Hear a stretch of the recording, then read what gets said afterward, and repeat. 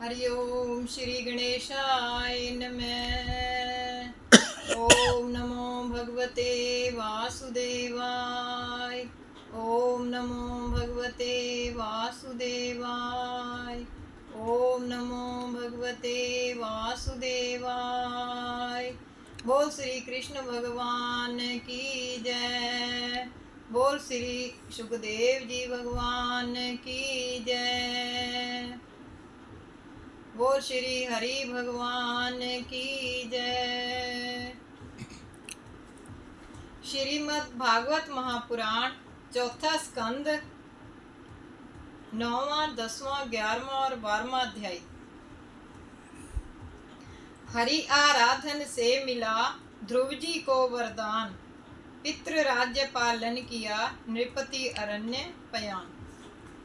मैत्रेय जी बोले, हे विदुर जी, भगवान गरुड़ पर सवार होकर भक्त ध्रुव जी के पास मधुवन में गए और वहां ध्रुव को दिव्य चतुर्भुजी स्वरूप से दर्शन दिए।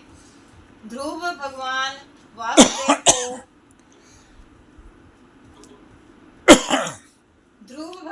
वासुदेव को देखकर बहुत प्रसन्न हुए और उन्होंने शीघ्र ही डंडे के समान पृथ्वी पर लंबे लेटकर भगवान को साष्टांग प्रणाम किया। परंतु ध्रुव जी यह नहीं जानते थे कि भगवान की प्रार्थना किस प्रकार की जावे। अंतर्यामी भगवान तो ध्रुव के मन की बात समझ गए और उन्होंने अपना दिव्य शंख उनके दक्षिण कपोल गाल से लगा दिया। तब तत्क्षण ही ध्रुव जी को पूर्ण ज्ञान हो गया। बोल श्री कृष्ण भगवान की जय।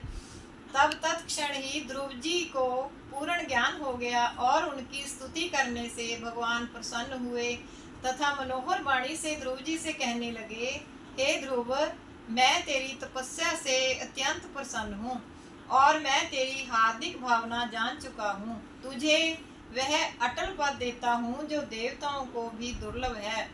तू 36,000 वर्ष तक पृथ्वी पर धर्म पूर्वक राज्य कर और अंत में फिर तू ध्रुव लोक में अनंत राज्य करेगा और वहां तू सर्व पूज्य होगा। सब ऋषियों से ऊपर तेरा अचल स्थान रहेगा।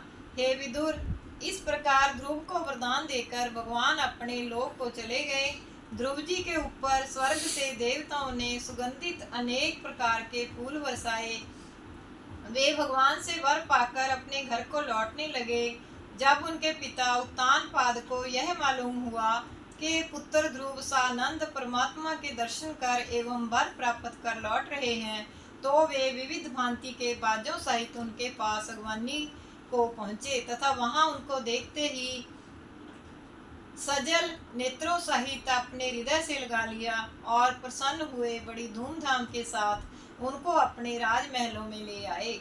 नगर में विविध मंगल होने लगे। राजा उत्तानपाद ने उनको सुमुहूर्त में राज्य आसन पर बिठा दिया और उनसे ज्ञान प्राप्त कर वन में तप करने चले गए।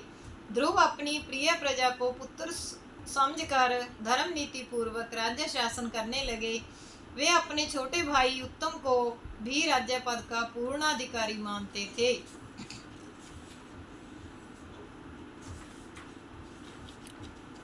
बोल श्री कृष्ण भगवान की जय। ओम नमो भगवते वासुदेवाय। 10वां अध्याय।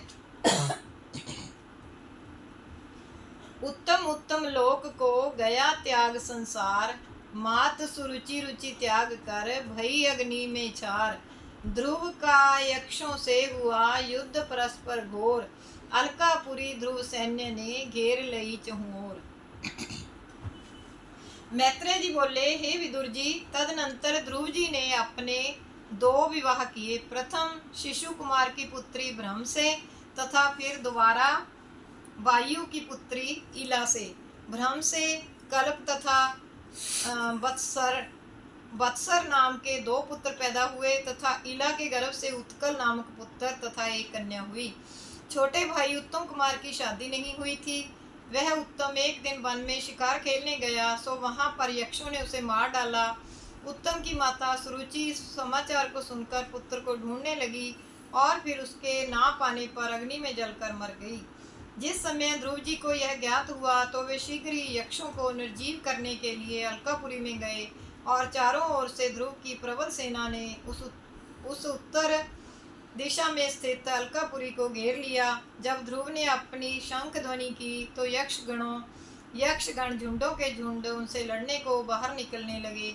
ध्रुव जी की सेना ने उन सब पर एकाएक धावा बोल दिया और उनसे परस्पर ध्रुव का घोर युद्ध हुआ। अंत में ध्रुव ने समस्त यक्षों को मार डाला। कुछ एक यक्ष युद्ध से अपने प्राण बचाकर पहले ही भाग गए थे, बस वे ही कुछ एक जीवित रहे। हे विदुर, तब ध्रुव कुमार कुछ घड़ियों तक वहीं पर अपने रथ में बैठे रहे और इस आशय से कि और कोई बचा हुआ यक्ष पुनः मुझसे युद्ध करने की अभिलाषा पूर्ण करने आवे और अपने मृतिक वंश की आत्मा शांत करे। इतने ही में दोबारा यक्ष एकत्रित होकर एवं अपने तीक्ष्ण शस्त्रों सहित ध्रुव के साथ युद्ध करने को फिर आए और उनको भी ध्रुव ने यमलोक भेजा। ऋषियों ने ध्रुव को आशीर्वाद दिया कि भगवान तुम्हारे शत्रुओं का सर्वदा विनाश करें। बोल श्री कृष्ण भगवान की जय। ओम नमो भगवते वासुदेवाय। 11वां अध्याय। मनु जी ने ध्रुववीर को दिया ज्ञान उपदेश। युद्ध समाप्त करके तुरंत गए नृपति निज देश। मैत्रेय जी बोले, हे विदुर, ऋषियों की ऐसी वाणी सुनकर ध्रुव जी के चित्त को संतोष हुआ। यक्षों का बीज मात्र मिटाने के लिए ध्रुव जी ने पुनः श्री नारायण अस्त्र का प्रयोग किया और मंत्रों से उसे पूज कर एवं उनका शत्रु विनाशनार्थ ऐसा संकल्प कर उस अस्त्र को शत्रुओं की पुरी में छोड़ दिया। वह अस्त्र छूटते ही पुरी में शत्रुओं का नाश करने लगा। तब स्वयंभू मनु जी ने वहां आकर ध्रुव जी को समझाया कि बेटा, तुम्हारी इस वीरता को धन्य है, किंतु क्रोध का होना तो सर्वथा बुद्धि का नाश करता है। अब तुम युद्ध को समाप्त करो और जीवों पर दया करो। एक तुम्हारे छोटे भाई उत्तम की मृत्यु हो जाने के कारण अब तक सैकड़ों यक्षों का संहार तो हो चुका। हे पुत्र, हिंसा करना तो पाप कहा गया है। तुम्हारी भगत जन प्रशंसा करते हैं कि तुम तो भगवान के परम भक्त हो। हे बेटा, ये यक्ष लोग तेरे भाई को मारने वाले नहीं हैं, क्योंकि कोई भी किसी को नहीं मारता, केवल ईश्वर ही विश्व के मारने व पैदा करने वाला है।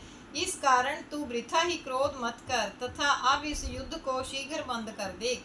हे विदुर, पितामह मनु की ज्ञान शिक्षा से ध्रुव ने वह युद्ध समाप्त कर दिया और प्रसन्न हुए ईश्वर आराधना में लीन हो गए और वहां से मनु जी तो अपने आश्रम को चल दिए तथा सेना सहित ध्रुव कुमार अपने नगर को गए। बोल श्री कृष्ण भगवान की जय। ओम नमो भगवते वासुदेवाय। 12वां अध्याय। यक्षाधीश कुबेर से पाकर ध्रुव वरदान, विष्णु लोक को कुल सहित गए सुमीर भगवान। अटल धाम श्री विष्णु ने दियो हर्षित ही काल, तासु परिक्रमा सप्तऋषि निशि दिन कर ही विशाल। मैत्रेय जी बोले, हे विदुर, जब धनपति कुबेर ने जाना कि इस समय ध्रुव का क्रोध शांत हो गया है और वह अपने नगर की ओर लौट रहा है, तब वे अपनी अलकापुरी से निकलकर भक्त ध्रुव जी के समीप आए और बोले, हे ध्रुव, मैं तुमसे बहुत ही प्रसन्न हूँ कि तुमने अपने पूज्य पितामह जी का उपदेश माना और यक्षों की हिंसा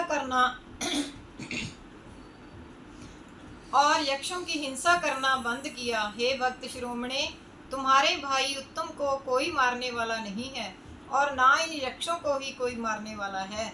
यह तो सब अपने अपने कर्मानुसार मनुष्य हानि, लाभ, जीवन, मरण, यश तथा अपयश प्राप्त करता है। हाँ, इनमें एक ईश्वर ही उसके कर्मानुसार न्याय कर सब कर्मों का जीव से उपभोग आदि करता रहता है। उस ईश्वर की गति का कोई पार नहीं पाता। तुम संसार में वासना रहित होकर ईश्वर आराधन करते रहो, क्योंकि वैराग्य चित्त हुआ परमेश्वर के भजन से मनुष्य अपने मन को स्थिर, सांसारिक हिंसा आदि पापों से सर्वथा दूर रहता है। हे ध्रुव, मैं प्रसन्न हूँ, अतः तुम मुझसे वर मांगो। ध्रुव जी ने देखा कि कुबेर बहुत हठ करते हैं, तो यही वर मांगा कि मेरा प्रेम सदैव भगवान में ही बना रहे। तथा कुबेर जी तथास्तु ऐसा कहकर वहीं अंतर्धान हो गए और वहां से ध्रुव जी अपनी राजधानी में गए। उन्होंने फिर नगर में यज्ञानुष्ठान किए। हे विदुर, भगत ध्रुव जी ने अपनी प्रजा का पालन पोषण भली प्रकार से किया। उनके धर्म राज्य में कोई स्त्री विधवा न होती थी। समय पर मेघ वर्षा करते थे। प्रजा में कोई भूखा ना रहने पाता था। राजा ध्रुव न्याय पूर्वक सबको समान भाव से देखा करते थे। इसी नीति के अनुसार उन्होंने पृथ्वी पर कुल 36,000 वर्ष पर्यंत राज्य किया। अंत में सब सांसारिक झूठा प्रपंच समझकर और समस्त वस्तुएं चलायमान समझकर राज्य से मोह हटाकर श्री बद्रिका आश्रम को चले गए। वहां जाकर उन्होंने एकाग्र चित्त से श्री हरि भगवान का ध्यान किया। एक दिन प्रातः ध्रुव जी ने देखा कि एक अति सुंदर विमान नाना अलंकारों से सजा हुआ नवमंडल से नीचे की ओर मानो मेरे समीप ही आ रहा है। कुछ देर में वह दिव्य विमान ध्रुव जी के समीप आ पहुंचा। उसमें भगवान के दो पार्षद शंख चक्र गदा तथा पद्म धारण किए हुए उपस्थित थे।